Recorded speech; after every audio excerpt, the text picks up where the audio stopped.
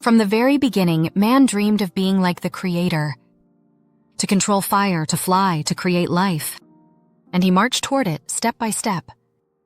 Each new discovery a rung to the heavens. The wheel, steam, electricity, the atom. Having learned to control nature, man believed he could control everything.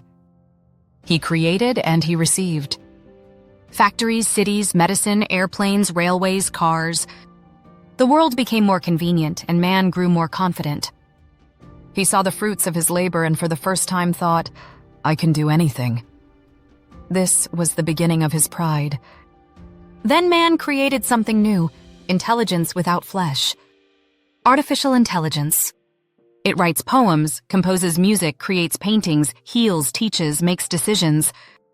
Everything that once seemed a miracle became commonplace.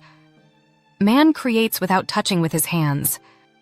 And now he creates not only the physical, but also thought, emotion, the idea.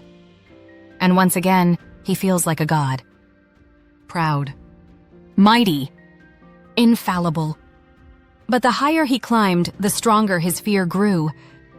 Because for the first time in history, man does not understand his own creation. Machines learn on their own. They know things we don't.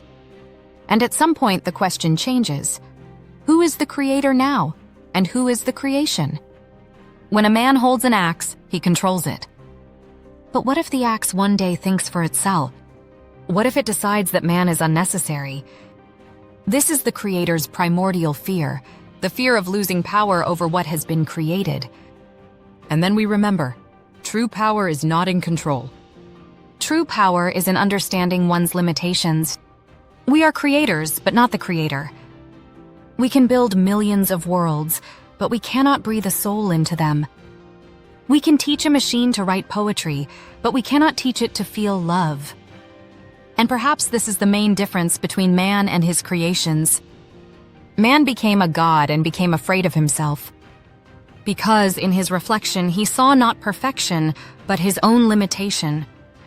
And perhaps this is the first step toward true humility. Toward understanding that to be human is not a weakness, but the greatest of strengths,